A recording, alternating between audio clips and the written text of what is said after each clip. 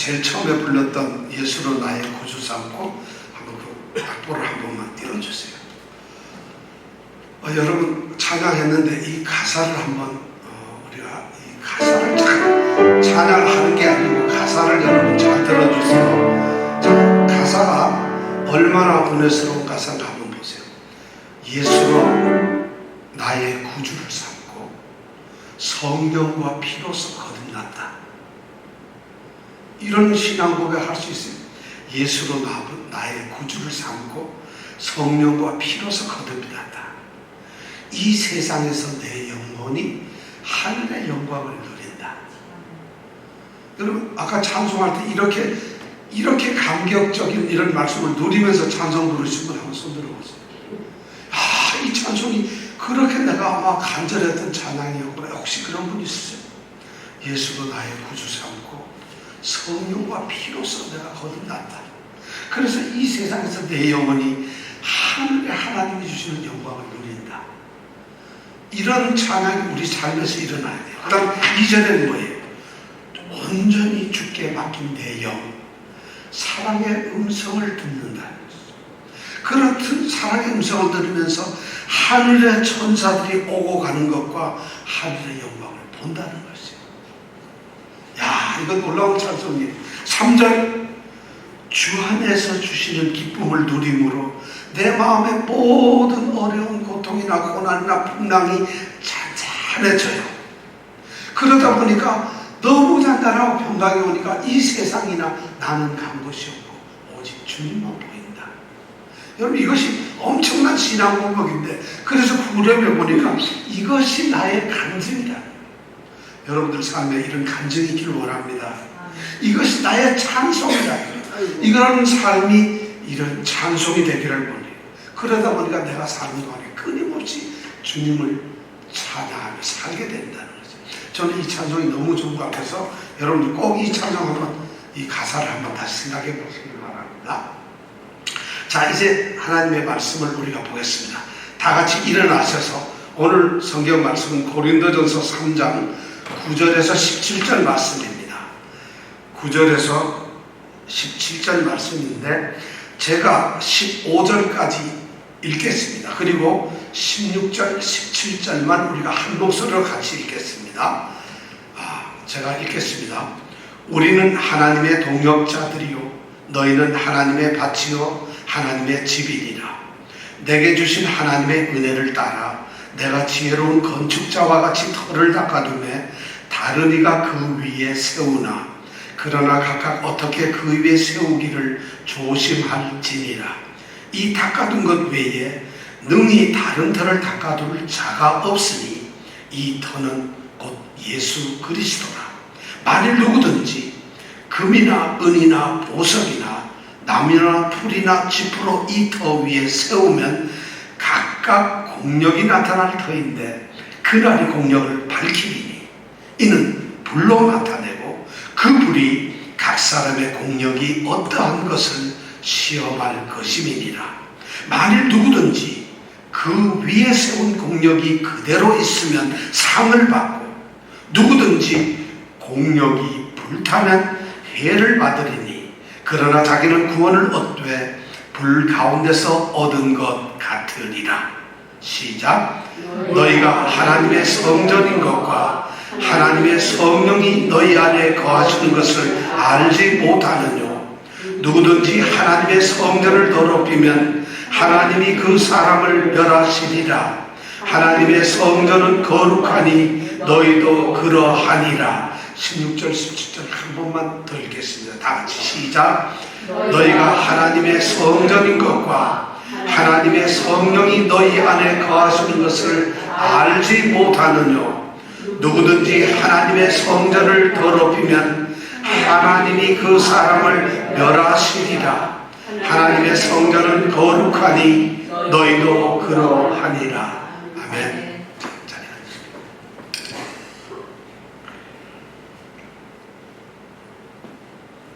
여러분들을 한번 묻습니다. 고린도 교회에서 바울이나 아볼로가 도대체 어떤 사람들일까요? 어떤 존재들일까요? 여러분? 바울, 아볼로, 이 사람들이 고린도 교회에서 어떤 존재일까요?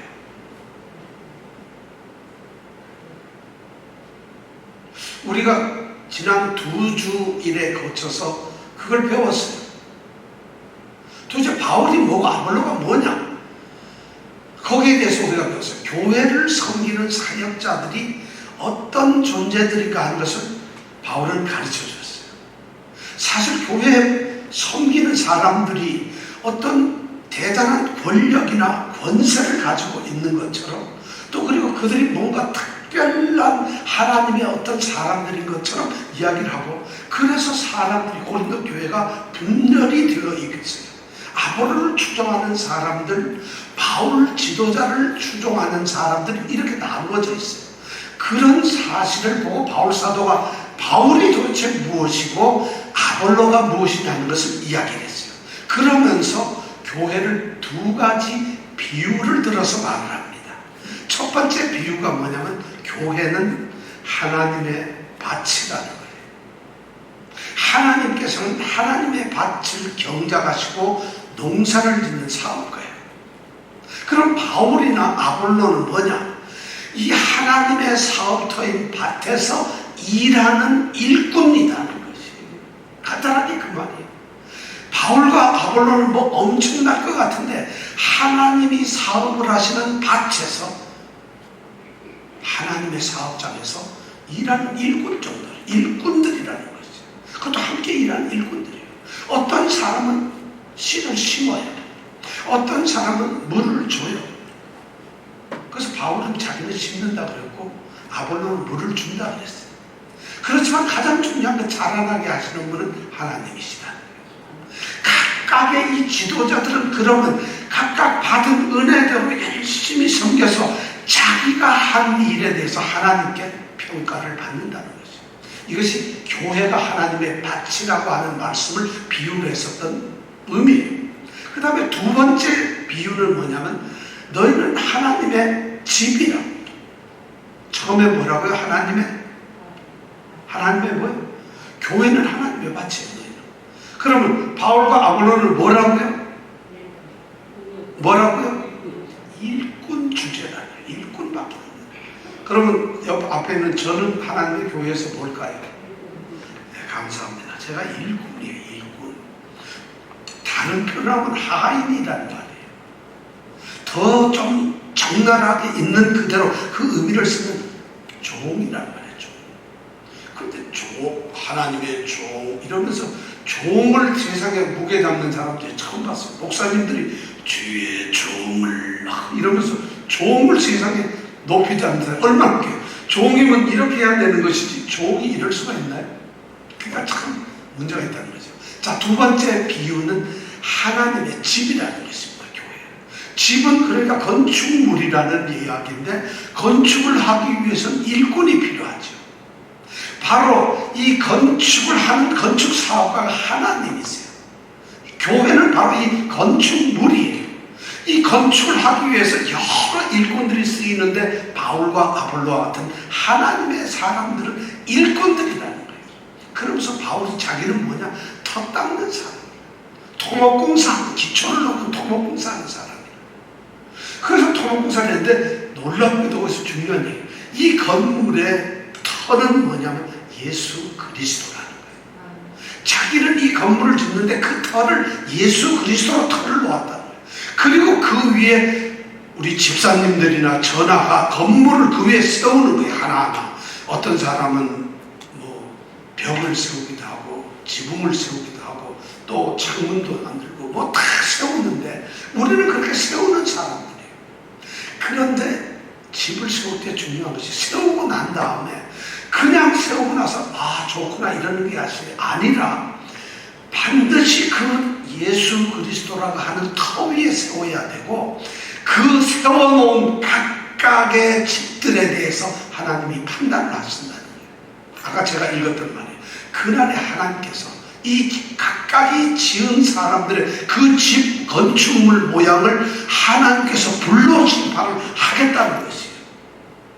우리의 신앙생활, 우리가 건물을 짓고 우리 자신이 지어놓은 그 건물에 대해서 하나님이 마지막 소위 중공 검사를 하시겠다는 거예요. 중공 검사를 하는데 딱 이래 보고 나서 뭘로 하느냐? 눈으로 하는 게 아니에요. 말로 하시는 게 아니라 뭘로 하신다고? 불로 하신다는 거예요. 불을 질러버려요. 불을 태워버린다는 거예요. 그런데 집사님들이 지어놓은 자신의 신앙의 그 건물이 불에 확 타버린다면 그 사람은 그렇게 됩니다. 해를 받는다고 되어 있어요. 바울은 지금 고린도 교회 성도들에게 그 두 가지 비유로 교회에 대해서 말을 하고 난 다음에 이제 오늘 이 말씀 16절 17절의 말씀에서는 이제 다른 이야기를 해요. 교회의 지도자들, 사역자들, 교회의 리더십들이 어떤 것이냐, 리더십이라는 것이 무엇이냐를 설명을 하고 난 다음에 교회에서 지도자는 이런 존재라 하는 것을 설명하고 난 다음에 이제 두 번째로 딱 넘어가요. 그렇다면 교회는 무엇이냐는 거예요.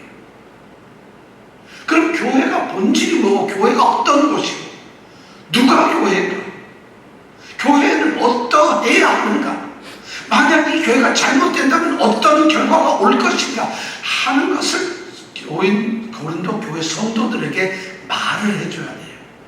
그래서 16절, 17절에 그 얘기를 하고 있는 거예요. 자, 16절에 보면은 첫 마디가 뭐냐면 너희가 하나님의 성전이다. 그렇구나. 우리가 건물을 짓고 있던 그 건물이 보니까 하나님의 성전이었다는 것이죠. 이렇게 지금 모든 고린도 교회 이 편지를 받고 있는 성도들의 그 마음을 확 당기는 말을 하고 있어요. 너희가 하나님의 성전이라는. 나는 그냥 건물 짓는 데서 이게 무슨 말이야, 뭐 이해가 안 되는데 왜 건물을 짓는가 이랬는데, 바울이 드디어 16절에서 그 자기의 본래 가졌던 생각을 털어놓는 거예요. 그 건물이 뭔지 아느냐? 바로 하나님의 성전이라는 거예요. 너희는 하나님의 성전이다. 이렇게 선언하고 있다는 거예요. 그러면서 바울이 지금 충격적으로 얘기를 하고 있어요. 이 이야기는요, 고린도 성도들이 뒤로 까무러칠 일이에요. 우리는 지금 이 얘기를 들으면서 졸고 있기도 하고 딴 생각도 해요. 아무렇지도 않아요. 지금 무지무지하게 이게 엄청나게 충격적으로 다가오는 말씀인데도 불구하고 너희가 하나님의 성전이란 이 말이 얼마나 무게감 있게, 오늘날 어떻게 보면 성도들이 가장 실패하는 것이 이 말을 붙들지 못하는 거예요. 너희가 하나님의 성전이라는 것을 붙들고 깨닫고 알지 못하고 그대로 살지 않기 때문에 오늘날 이렇게 우리가 힘들게 사는 거예요. 그런데 지금 그 이야기를 고린도 교회 성도들을 향해서 두 가지 비유를 하고 나서 너희가 하나님의 성전이다 이렇게 선언을 하고 있는 거예요. 그러면서 이 질문을 가만히 보면 16절이 질문을 하고 있어요. 너희가 하나님의 성전인 것과 하나님의 성령이 너희 안에 거하시는 것을 그 다음에 뭐라고 되어 있어요? 알지 못하느냐. 그러면 예를 들어서 우리 중에 누가 예 저는 몰라요 이렇게 대답을 할 수 있는 분이 있을지 모르겠어요. 오늘 이 말씀은 그런 질문을 듣기 위해서 네 나는 압니다 이런 질문을 듣기 위해서 이 질문을 던지는 게 아니에요. 이런 질문은 대답을 듣기 위해서 질문을 하는 것이 아니에요. 이런 것을 문법적으로 수사학적인 질문이라고 해요. 자, 1 더하기 1은 얼마입니까? 그럼 이건 대답을 듣기 위한 질문이지만은 너희가 하나님의 성전이다. 하나님의 성령이 너희 안에 거하신다. 너희가 알지 못하느냐? 이렇게 질문할 때 이건 대답을 듣고 싶은 게 아니라 이미 너희들이 반드시 알고 있어야 된다는 것이에요. 너희들이 반드시 이걸 모르고 있다는 것이 말이 되느냐? 이건 너희들이 반드시 알고 있어야 되고 알아야 된다는 것이에요. 자, 그렇다면 고린도 교회 성도들은 바울 사도가 1년 6개월 동안 목회를 하고 가르치고 복음을 전했던 교회고 떠난 교회입니다. 그리고 한 3, 4년 동안 아볼로가 그들을 위해서 하나님의 말씀을 가르쳤던 교회입니다. 그러니까 교회가 세워지고 거기에 있는 성도들이 기껏해야 5년 정도의 신앙생활을 한 사람들인데 그들을 보고 바울 사도가 너희가 하나님의 성전이다. 하나님의 성령이 너희 안에 거하시는 것을 너희가 알지 못하느냐? 하고 질문했을 때 고린도의 성도들이 알았을까요? 몰랐을까요? 고린도 성도들은 어떤 말? 내가 하나님의 성전이에요. 잠깐 그 질문을 우리 집사님들께 묻습니다. 당신은 하나님의 성전입니다. 무슨 말인지 알겠어요? 어떻게 성경 5년도 안 된 성도들한테 이런 질문을 던지면 그들은 충격을 먹었어요. 그들은 몸둘바를 먹고 부끄러워했다는 거예요. 근데 오늘 여기 20년, 10년, 30년, 50년 이렇게 신앙생활을 하는 분들에게 너희가 하나님의 성전이다. 이 말하면은 여러분 어떤 느낌을 가지세요? 자, 우리 이 시간 설교 안 해도 좋으니까 자신이 느껴지는 걸 한번 솔직하게 한번 얘기해 보자고요. 우리 집사님에서부터 한 분 한 분 한번 얘기를 해보자고요. 오늘 하루 나를 세워서라도 너희가 하나님의 성전이다. 여러분 어떤 생각이 드세요? 이거 무슨 엑셀트 소리야? 나는 나지 무슨 성전이야? 이런 생각 혹시 드시는 분이 있어요? 지금 굉장히 심각한 질문을 던지고 있어요. 오늘날 성도들에게, 오늘날 교회를 향해서, 교회라고 하는 이 하나님의 교회를 향해서 너희가 하나님의 성전이라는 이 말씀이 던져졌을 때 교회는 통곡을 해야 됩니다. 교회는 그렇게 가볍게 있을 수가 없어요. 너무나 이게 엄중한 선언이기 때문에 그렇습니다. 근데 다행스럽게도 여러분들의 표정, 뭐가 엄중해요? 너희가 하나님 성전이라는데 뭐가 엄중해요? 감사합니다. 참, 그래야지 또 설교를 하죠. 왜 이런 말을 하게 되는가 하려고 잘 생각해보세요. 고린도 교회 안에는 유대인들도 있었고 이방인들도 있었을 거예요. 그들이 다 교회를 나오죠. 유대인들은 하나님의 성전, 이 성전이라는 말을 하면은 그들은 어떤 생각을 할까요? 예루살렘에 세워진 하나님의 성전. 그래서 1년에 절기마다 가서 경배하고 하나님을 뵙는 그런 성전을 생각하는 거예요. 다시 질문합니다. 집사님들께만 질문합니다. 유대인들이 하나님의 성전하면 무슨 생각을 할까요? 무슨 생각이 마음에 들었을까요? 제가 지금 금방 말씀을 드렸죠. 여러분 오늘 이 말씀이 너무 중요하기 때문에 그들은 이런 생각을 했어요. 예루살렘에 있는 하나님의 성전, 정말 하나님께서 거기에 예배드리고 하나님께 제사드리는 그 하나님의 성전, 이렇게 아마 생각을 했을 겁니다. 왜냐하면은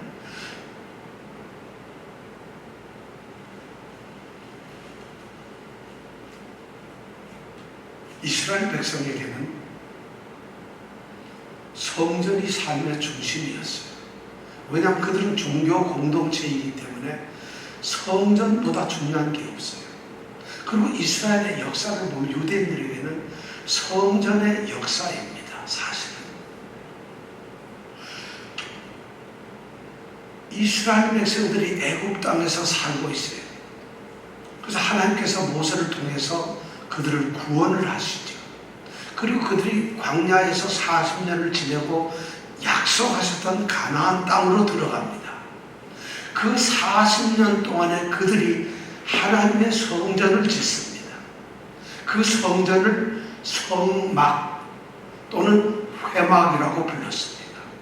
이스라엘 백성들은 텐트를 치고 40년을 이동을 합니다. 건물을 지을 수가 없어요. 왜냐하면 이동을 하고 있기 때문에.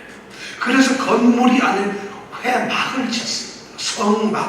성막이라는 것은 태버너클이라는 말이고, 회막이라는 말은 미팅의 장소라는 거죠. 만남의 장소라는 거죠.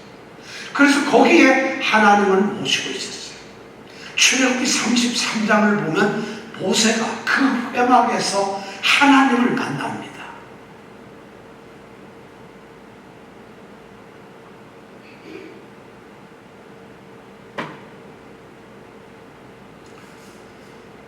모세가 하나님을 만나기 위해서 회막에 갈 때 이스라엘 백성들은 각자가 지금 거주하고 있는 쳐놓은 텐트 앞에 전부 섭니다.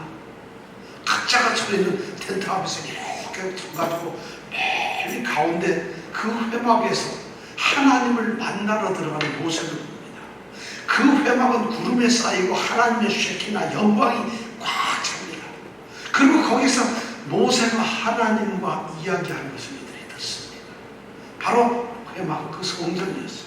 그런데 이들이 이제 광야 생활이 끝나고 사사시대가 끝나고 다윗이 왕이 되어서 나라를 통일하게 되죠. 그러니까 다윗은 새로운 성전을 짓기를 원했어요. 아직도 하나님이 거하시는 성전이 막으로 있었거든요.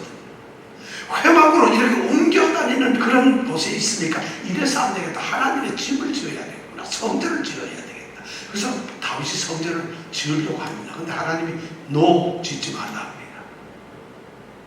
그리고는 네가 아니라 너의 아들 솔로몬이 짓도록 해라. 그래서 솔로몬이 성전을 짓습니다. 그래서 솔로몬이 지은 성전이 바로 예루살렘에 있고, 그 예루살렘에 있는 그 성전을 뭐라고 부른다고요? 솔로몬 성전이라고 부릅니다. 이 솔로몬의 성전이 결국엔 무너집니다. 586년 바빌로니아가 침공해서 유대 나라를 완전히 멸망시켜버리고 성전을 무너뜨려버립니다. 그래서 이 성전은 무너지고 마죠.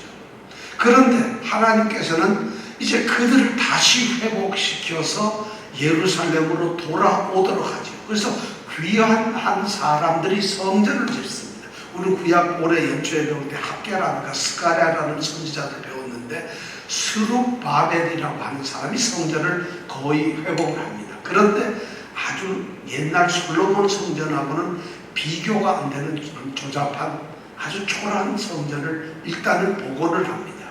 그래도 이스라엘 백성들에게는, 유대인에게는 그것이 하나님이 계신 성전이었기 때문에 그렇게 짓습니다. 그리고 나서 역사가 쭉 흘러가지고 로마 시대에 와가지고 이스라엘 백성이 아니라 예수 그리스도가 태어나신 걸 박해했던 그 헤롯 대왕이 이 성전을 짓습니다. 성전을 건축합니다. 예수님 태어나면 죽이려고 했던 그 헤롯 왕이, 이방인인 그 헤롯 왕이 하나님의 성전을 이래가지고 되겠느냐 해서 짓습니다. 46년 동안을 짓습니다. 예수님이 살아계실 때 그 성전을 보았던 것이죠.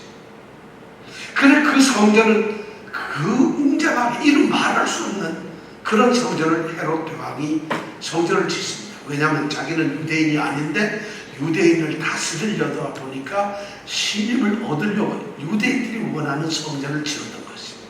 그런데 이 성전마저도 AD 70년에는 로마에 의해서 완전히 파괴되고 맙니다. 그래서 더 이상 성전은 존재하지 않습니다. 그런데 이 고린도 전서 고린도 교회들은 예루살렘에 헤롯 성전이 지어진 그 사실밖에 모릅니다. 왜냐하면 이 편지를 받기 20년 뒤에야 예루살렘 성전이 무너지기 때문에 그렇습니다. 그들은 성전을 그렇게 생각하고 있어요. 유대인들은 성전하면 그런 생각을 가지고 있어요. 그런데 교회 안에는 이 유대인이 아닌 이방인들도 있었어요. 헬라인이나 또는 로마인이나 아니면 그 수많은 잡다한 많은 이방인들이 있었어요. 그들은 성전이라는 개념을 유대인처럼 갖고 있지 않아요. 그들은 어떤 성전 개념을 가지고 있을까요? 그들은 아마도 고린도라고 하는 이 도시에, 퇴폐하고 타락된 도시에 수천 개, 수만 개의 신들이 있는데 그 신들을 모셔놓은 신전을 아마 생각하고 있을 겁니다. 왜냐하면 그것들도 이름이 성전으로 불렸기 때문에 그렇습니다. 그러니까 이 유대인들을 제외한 일반인들은 그냥 방탕하면서 이방인 우상을 섬기는 신전을 생각하고 있어요. 그런데 그 신전들도 웅장하게 세워지고 아주 엄숙하게 세워진 그런 신전, 거기에 가서 별짓을 다 하고 그들은 우상을 섬기고 있어요. 이런 생각을 가지고 그런 삶을 살고 있었던 고린도 교회의 이 성도들을 향해서 바울이 지금 얘기하는 것이 너희는 하나님의 성전이다 이렇게 말하고 있는 것이에요. 그러면 그들이 하나님의 성전이라는 말을 들었을 때 어떻게 반응했을까요?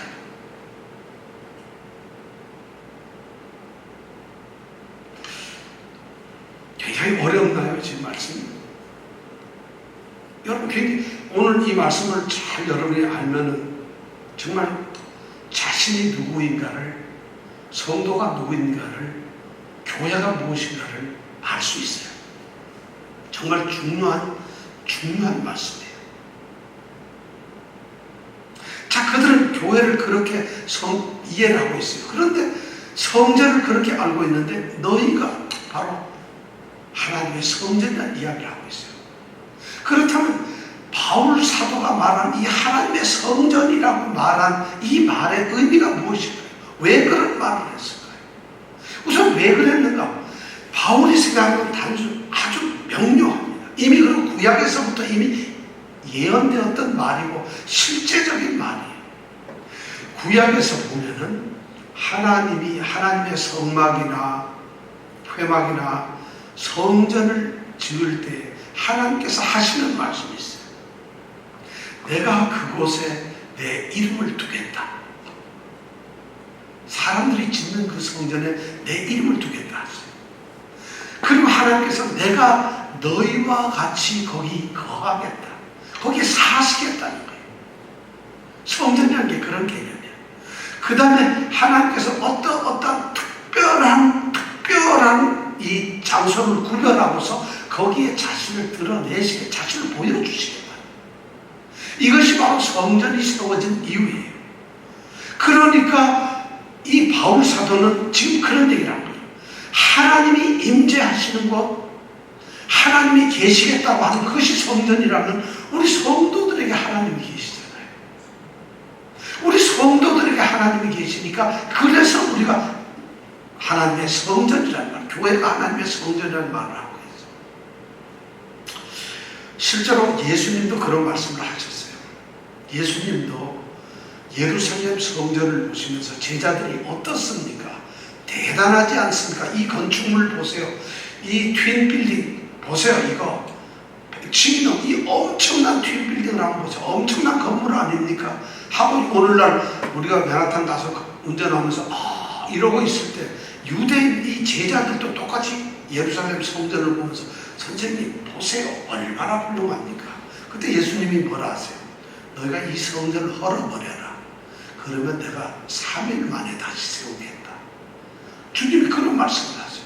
그게 무슨 말인지 몰라 깜짝 놀랐어요. 근데 주님께서 그렇게 말씀하신 것은 마가복음 14장이나 또는 요한복음 2장 21절에 보면 그 성전이 자기의 몸이라는 거죠. 성전이 자기의 몸이라는 거예요. 자기의 몸이라는 것을 말씀하시고자 예수님께서는 3일 만에 부활하신다는 것을 그렇게 예언을 하신 거예요. 이것이 바로 성전의 개념인데 바로 그러한 성전이 너희라는 것이에요. 그러니까 우리 성전이란 뭐냐? 너희가 하나님의 성전이다 하는 이 말의 가장 첫 번째 의미는 뭐냐면 하나님이 임재하시는 것이에요. 우리에게 하나님이 임재하고 계세요. 우리에게 하나님이 동행하고 계세요. 하나님께서 우리를 다스리고 계세요. 하나님께서 우리를 가르치고 인도하고 계세요. 하나님께서 우리에게 말씀을 하고 있어요. 하나님이 말씀하는 것, 하나님이 가르치고 지도하고 다스리고 하나님이 동행하는 그것이 바로 하나님의 성전이라는 거죠. 고린도 교회 성도들은 바로 하나님이 임재해 있는 곳이라는 거예요.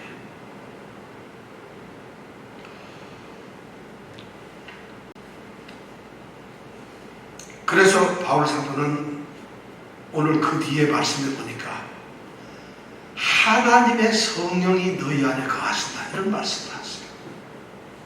하나님이 거하신다. 하나님의 성령이 우리 각자에게 있다면 그것이 바로 하나님의 성전이라는 것이에요. 그러면 하나님의 성령이 없다면 너희는 하나님의 성전이 아니라는 것이죠. 그러니까 너희가 하나님의 성전이라는 이 말은 교회가 하나님의 성전이라고 하는 이 말이 합당하려면 이 땅의 모든 교회는 지금 이 말씀을 듣고 아무 생각 없이 있는 우리 성도들이 내가 성령의 사람이로구나 하는 것이 만약 느껴지지 않는다. 그것이 내게 성령이 없다면 여러분들은 이 말 앞에 아무런 해당이 없습니다. 너희가 하나님의 성전이라는 이 말에 관계가 없어요. 그러나 우리는 실제로 하나님의 성령을 받은 사람, 가지고 있는 사람. 그러니까 예수님을 주님하고 우리가 고백을 할 수 있어요. 예수님을 나의 주님으로 고백을 할 수가 있어요. 바로 이것이 성령께서 같이 함께하고 함께 임재하는 것이 바로 성전이라는 개념이에요. 성전. 그러니까 교인들, 성도들에게는 하나님이 임재하실 것이라는 것이죠. 두 번째 우리가 알 수 있는 것이 뭐냐면 여기서 너희는 하나님의 성전이라는 것이에요. 너희가 하나님의 성전이라는 거예요. 너희라는 것은 인칭대명사예요. 사람을 얘기하고 있어요. 너희가 하나님의 성전이라는 거예요. 너희들이 전 어떤 건물이 하나님의 성전이라고 이야기를 하지 않아요. 하나님이 어떤 꾸며놓은 아주 어떤 장소를 말하고 어떤 곳을 말하면서 여기가 하나님의 성전이다 이렇게 말씀을 하지 않아요. 이 건물이 하나님의 성전이다 말하지 않고 너희가 하나님의 성전이라고 하는 거예요. 너희라는 인칭대명사, 복수의 사람들을 얘기해요. 다시 말해서 사람들이 모인 곳, 사람들의 모임을 하나님의 성전이라고 했어요. 그러니까 하나님의 성도로 부르심을 입은 자들이 모여있는 것이 교회고 그 모여있는 교회와 모여진 그 한 사람 한 사람의 성도를 오늘 하나님께서는 너희라고 부르고 있는 거예요. 우리가 바로 하나님의 성전이에요. 여기 중요한 거예요. 그래서 오늘 안수 집사들도 말이죠. 다른 게 장로 집사들도 교회가 건물이라고 생각을 하고 있어요. 아, 우리가 건물이 웅장한데 우리 성전은 말이죠. 이게 엄청나게 잘못된 거예요. 교회는 건물이 아니에요. 교회는 건물이에요. 성전은 건물이 아니에요. 여기서는 바로 너희라고 하는 인칭대명사를 쓰고 있어요. 사람이에요. 그래서 바울사도는 고린도전서 1장 2절에 인사를 할 때 고린도에 있는 하나님의 교회 곧 그리스도 예수 안에서 거룩하여지고 성도라 부르심을 입은 자들이라고 얘기를 하고 있어요. 교회가 바로 그런 곳이에요. 근데 교회를 건물로 아는 사람들 이 중에서도 뭐 아마 많은 분들이 그렇게 생각해요. 이 땅에 많은 사람들이 교회를 그렇게 생각을 하고 있어요. 교회는 더 이상 건물이 아닙니다. 교회는 성도들의 공동체입니다. 교회가 성도들의 공동체라는 거예요. 교회가 이것이 너무 중요한 거예요. 근데 이것이 잘 안 되면은 아무것도 안 되는 것이에요. 교회가 성도들의 공동체다. 하나님의 임재의 처소다. 성도들의 공동체다. 그 다음에 세 번째 우리가 교회는 뭘까? 생각해보면 하나님의 성전이라고 했을 때 이 하나님의 성전은 거룩하다는 것이에요. 거룩한 공동체라는 거예요. 거룩한 공동체. 왜 그럴까요? 이건 조금 어려운 얘기인데 여기에서 바울이 지금 너희가 하나님의 성전이라고 말할 때 이 성전이라는 말의 헬라어를 보면은 성전이라고 하는 단어가 두 가지가 있어요. 하나는 히에론이라고 하는 단어가 있어요. 히에론. 하나는 뭐냐면 나오스라고 하는 단어가 있어요. 똑같이 성전을 말하는데 한 단어는 히에론, 하나는 나오스라고 합니다. 근데 이 히에론이라고 하는 단어는 성전은 성전인데 성전이 놓여 있는 그 장소를 전부 이야기할 때 히에론이라고 그리고 성전이라고. 그러니까 성전 지역이라는 말이죠. 그런데 나오스라고 하는 성전이라는 말은 하나님을 모셔놓고 법궤가 있는 지성소와 성소, 우리가 성전, 성막에서 지성소와 성소를 배웠습니다. 하나님의 법궤와 말씀과 하나님이 직접 하나님의 쉐키나가 임재하고 있는 그 지성소를 바로 나오스라고 하는데 여기서 말할 때 하나님의 성전이라고 할 때 이 바로 나오스라는 단어를 쓰고 있는 거지. 성막은 말이죠. 헤롯이 세워놓은 이 예루살렘 성전에는 대제사장이 1년에 딱 한 번 들어갈 수 있는 지성소가 있어요. 그건 너무 오묘하게 아무도 못 들어요. 1년에 딱 한 번밖에 못 들어요. 그 다음에 성소는 제사장만 들어갈 수 있는 성소와 지성소를 합쳐서 나오스라고 합니다. 이건 성소. 그 다음에 그 밖에 번제단도 있고 그 밖에 손을 씻는 물도 있고 그 다음에 그 나오면은 유대인들, 남자들, 우리 성도들이 서 있는 곳이 있고 여자들이 서 있는 곳이 있고 또 남자 서 있는 곳, 여자 있는 곳이 다 달라요. 그리고 이방인들, 유대인들, 남자도 여자도 아닌 이방인들이 서 있는 이방인의 뜰도 있고 성전 영역이 그렇게 넓어요. 성전이라고 하는 데가. 그런데 이방인들 서 있고 여자들 서 있고 성도 유대인들이 서 있고 손 씻는 데 있고 이런 데를 이야기하는 것이 아니라 하나님이 이 법궤가 놓여 하나님이 인도하시는 지성소와 성소를 나오시라 하는데 여기서 너희는 바로 하나님의 지성소라고 얘기를 하는 거예요. 엄청난 얘기를 하고 있죠. 우리가 뭐냐면 그만큼 우리가 거룩한 공동체라는 거예요. 하나님의 지성소, 그 하나님만 계실 수 있는 곳, 하나님만 오시고 있는 곳이 바로 우리라는 것이에요. 여러분, 너희가 하나님의 성전이다. 이 말을 들을 때 아까 조금 전까지 우리는 그런 생각을 못했어요. 이건 무슨 얘기인지도 몰라요. 그런데 바울은 세 번째로 너희가 하나님의 지성소라고 얘기를 합니다. 그러니까 너무나 거룩한 곳이다. 우리 성도가, 우리 교회가 바로 그런 곳이다. 거룩하다는 것이죠. 그 다음에 네 번째는 뭐냐면 하나님의 성전이라고 하는 이 단어가 어떤 거냐면 유일한 하나밖에 없는 단 하나인 공동체라는 것이죠. 단 하나인, 완전히 통일되고 서로 연결된 하나밖에 없는 건물이라고. 왜냐하면 너희가 하나님의 성전이라고 할 때 너희라는 단어는 복수로 되어 있어요. 너희. 그러니까 교인들은 많다는, 성도는 너희들이니까 여기도 각 세계에 온통 흩어져 있는 모두 다가 너희지, 성도들이지. 복수니까 한 명이 아니죠. 성도는 한 명이 아니죠. 교회도 교회로 모여 있는 것도 하나가 아니죠. 많은 곳에서 모이죠. 그런데 하나님의 성전이라고 하는 이 성전 단어는 딱 단수로 되어 있어요. 하나밖에 없다는 단수로 되어 있어요. 이 얘기는 뭐냐? 아까 우리가 읽었던 웨스트민스터 62번하고 64번에 유형교회, 무형교회가 있는데 옛날에도 있었고 지금도 모이고 앞으로도 모일 단 하나의 총수로 교회라고 한다 그랬어요. 교회는 말이죠.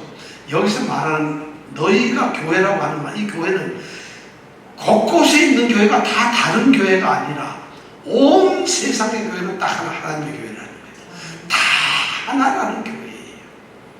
흩어져서 존재는 하지만 교회라고는 이름 하나의 이름인 거예요. 하나밖에 없다는 거죠. 그래서 하나님의 성전이라는 단어를 단수형으로 쓰고 있다는 거죠.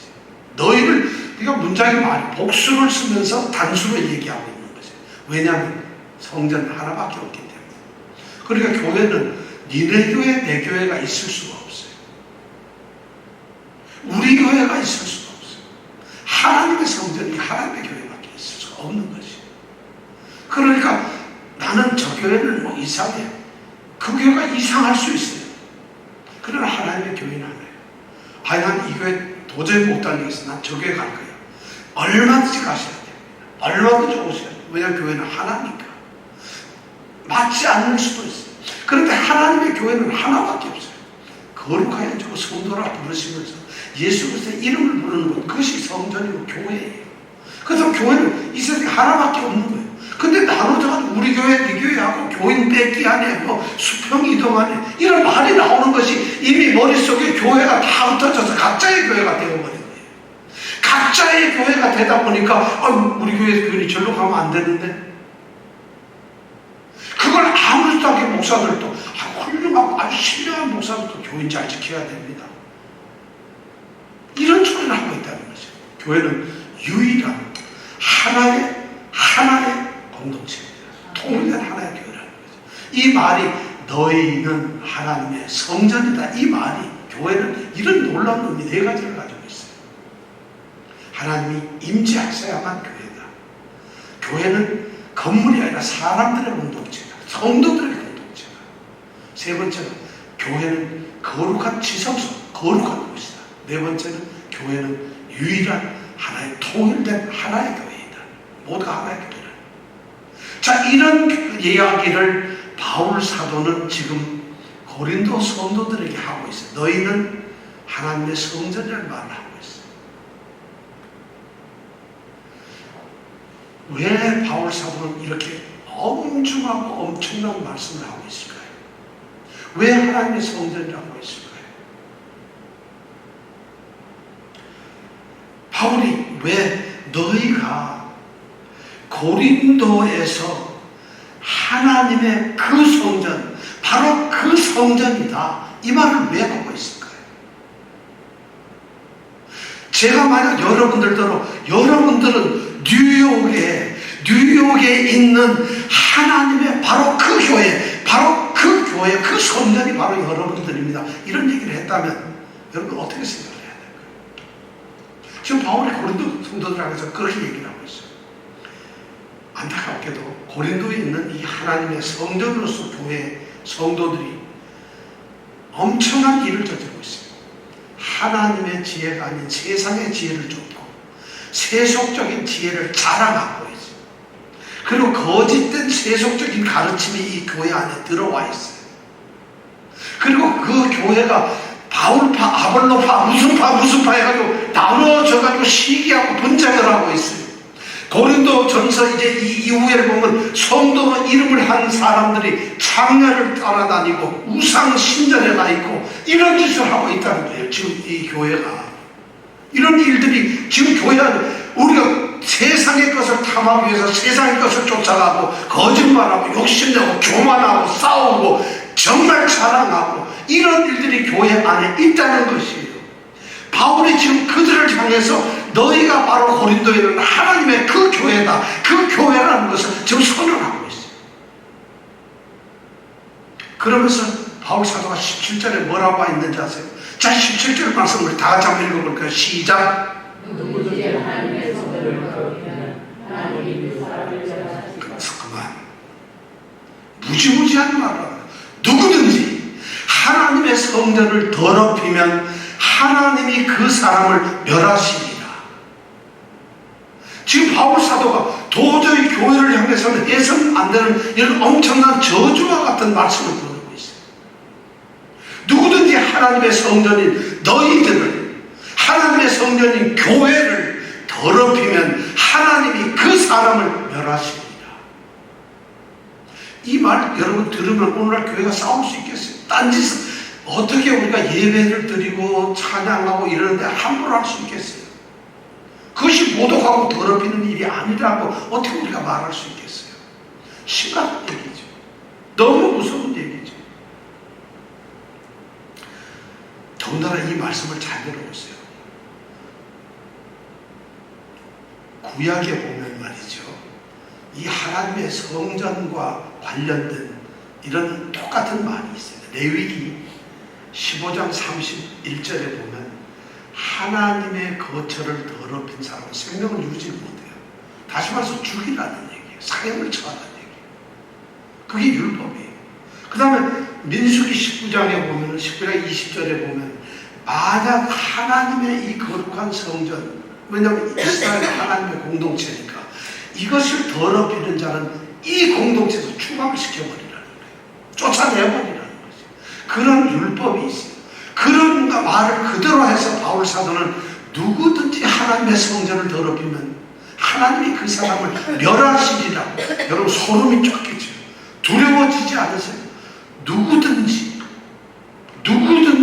이 누구든지라는 말은 세상에서 예수 안 믿고 하나님의 성전이 아닌 사람들을 얘기하는 게 아니에요. 누구든지는 세상에서 하나님을 전혀 모르고 이방 신전에서 놀고 있는 이방인들, 잡신을 섬기는 사람들, 세상 사람들을 누구든지라고 얘기하고 있는 것이 아니라 지금 너희 중에 누구든지라는 말이에요.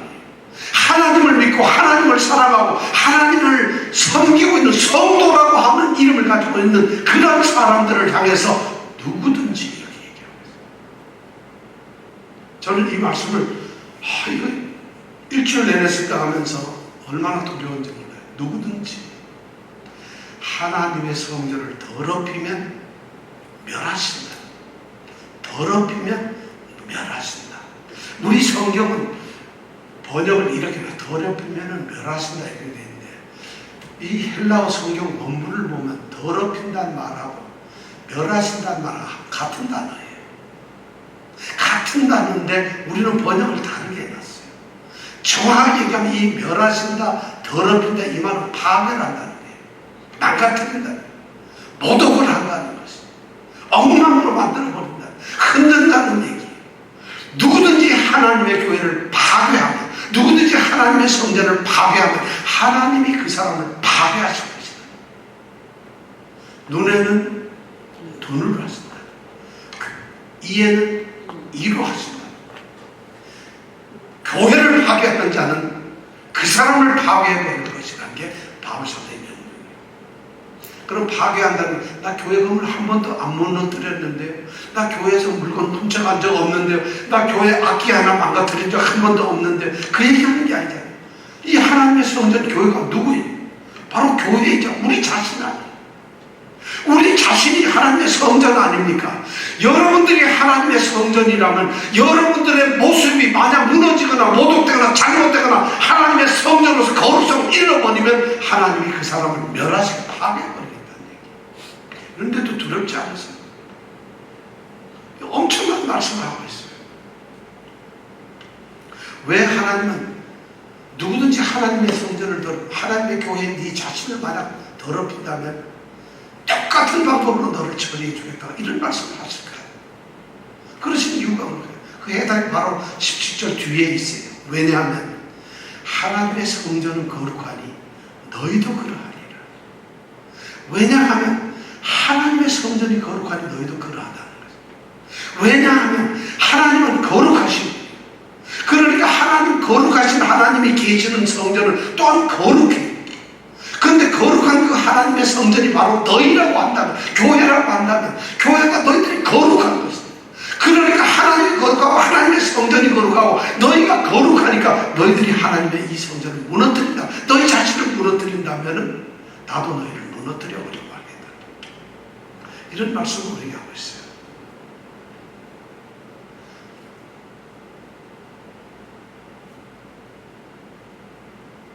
이 말씀을 왜 하고 있을까요?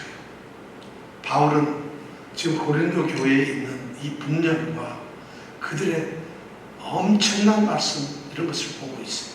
엄청난 행동들을 보고 있어요. 엄청난 그들의 신앙의 모습을 보고 있어요. 그들의 하나하나의 말이며 생각이며 행동이며 그들의 삶을 다 알고 있어요. 왜냐하면 듣는 이야기가 있습니다. 그들이 하나님의 교회, 고린도에 있는 하나님의 교회를 구성하고 있는 사람들이라는 것이에요. 그러니까 마음이 아프죠. 너희들이 거룩해야 된다는 것이죠. 바울은 지금 그들이 이 하나님의 성전으로서 거룩한 것으로 회복되기를 원하고 있습니다. 오늘날 우리 교회가, 오늘날 우리 성도들에게 가장 필요한 것이 이 회복이에요. 거룩성, 하나님의 성전으로서 교회의 회복이에요. 그런데 그게 안 돼요. 그것이 힘들어요. 왜냐? 하나님의 성전으로 자기를 생각하는 사람들이 없어요. 교회가 하나님의 성전이고 자신이 하나님의 성전이라는 것이 무엇인지 모르고 있어요. 의식을 하질 않아요. 아무도 깨닫질 않아요. 아무도 그런 생각은 안 해요. 그냥 나는 집사고 나는 교회 다니는 사람이고, 그냥 아까 유형교회처럼 그냥 복음을 듣고 교회에 가 있는 사람들이, 그들이 다 그거를 받는 것이 아니라는 거죠. 오늘날 이것이 바울 사도가 우리에게, 오늘날 교회에도 2000년 이상 이 세상의 모든 교회들에게 들려주는 것이, 교회는 하나님의 성전입니다. 바로 교회를 이루고 있는 그들조차도, 바로 성도들조차도 하나님의 성전이라는 것입니다. 교회가 무엇인가? 교회의 본래 모습이 어떠해야 하는가? 하나님은 왜 우리를 교회라고 하셨는가? 성전이라고 하셨는가? 이것을 우리가 찾아야 돼요. 우리가 바로 그렇게 세워져 있다는 거죠. 그래서 바울은 에베소 교회를 향해서 말씀을 하시죠.